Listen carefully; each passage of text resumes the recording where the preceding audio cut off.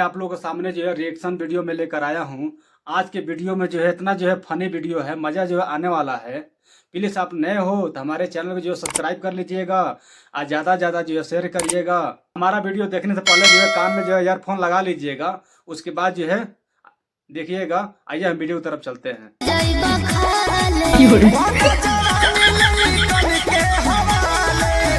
कद जवानी लइकन के हवाले के लइका जब मैं ठोक ठोक के पुआ कर दिया सन।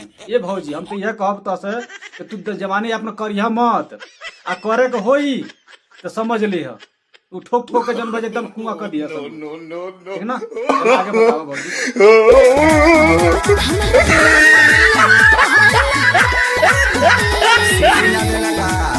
भौजी कहना में बा हमरा कुकर में तोहार जन्म दाल नाई गली हैं। अरे गला लो, काहे सीटी ना देला का? सीटी तो माला देते हो करके हैं, वही से गलाओ हैं। आगे बताओ भौजी। का कहें भौजी, हम तहार का तारा के देख के जनबानू दिमागवा हमार खराब हो जाता है। तू ऐसा तू वीडियो बनाओ तर तू हैं, तनी वीडियो तनी बनाओ, तनी कम करे भौजी, कम कर हैं। तार देवो तो आके समझाओ तने तने समझ, काहे के हमरा के मजबूर करता रू। मजबूर मत करो, मजबूर करबो तो हम तो जनबो कर लो के रेलाई जनबे करने दबा के, तो मजबूर मत करो। अब मजबूर करबू तो जितना हो सके उतना जनबो, जब ज्यादा लंबा सब जनबो तो के दे, ऐसा बात नहीं है। अब मजबूर नहीं करबू, कंट्रोल में रहबू, हिसाब से रहबू तो कोनो बतिये नहीं है।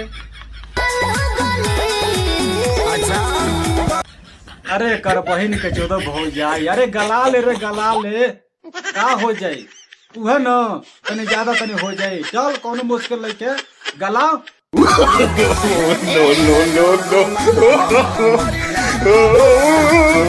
पूरे काहे करेलू घमंड हो, कमरिया पे समझ लो भाला चली हैं। भाला मालूम है कौन भाला चली? अब समझ लो कौन भाला चली। टपा टप हैं। आगे बताओ भौजी। हाँ तो यार एक बहन के चलो भौजाई हमार बाड़ी सन हो, एगो वो बिया एगो हई बिया का बहन चलो। ये हमारा का जो मैं जिए ना दिया से यार हैं, परेशान हो गए बनी यार इतने से। का बोलो का कहूँ ना जिए दे बोलो।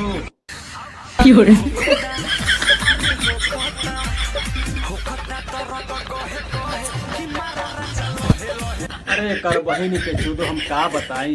अरे जब दर्द होता था कालनाड़ पर का मरवा होता रे हैं। मरवाल तने कम कर, मरवाल तने कम करबू तो दर्द नहीं होई। ये हमार करे जा सुनो, कम करवावा, ठीक ना? आगे बताओ। कहा हो ई कहा हो ठोका ठोके की व्यवस्था बनता हैं। अरे भैया का बताई, ये कनियों को जन परेशाने बड़ा सन हैं, और ही जन दिमाग हमारा खराब कर देता रसन। बता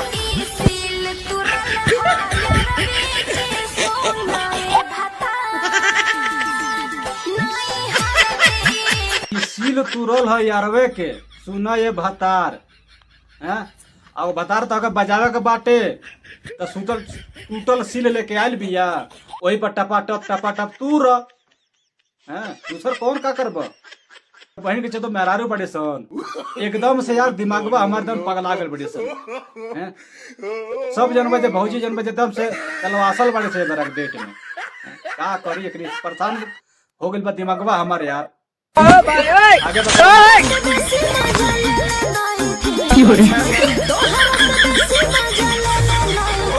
चाबस भौजी चाबस जिया है भौजाई जिया हैं। भौजाई के कहना में बाटे कि तहारा से बेसी हम मजा लिखे ले हैं। काहे हो भौजाई का कमी रहे, काहे ना जब टापा टप ले लू हैं, मजा निकल ले बोलबो झूठ। अरे तारा के जनबानू बाबा को बोला के तन बढ़िया से जन बजे अप डाउन कराओ पड़े। बाबा तने सुनबा करा माधर चोद के चोदल तसली भइल और कुछ चाहिए तो बताओ, हम व्यवस्था करके। आगे बताओ।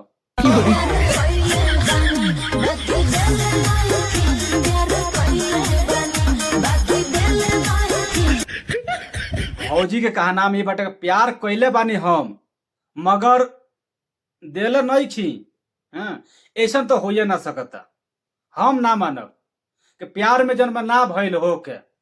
हाँ? प्यार में जरूर भइल होई। हे गाइज, हमारा वीडियो जो है आप लोगों को कैसा लगा कमेंट बॉक्स में राय दीजिएगा। और नेक्स्ट वीडियो जो है लेकर आएंगे किसी और दिन। ओके बाय।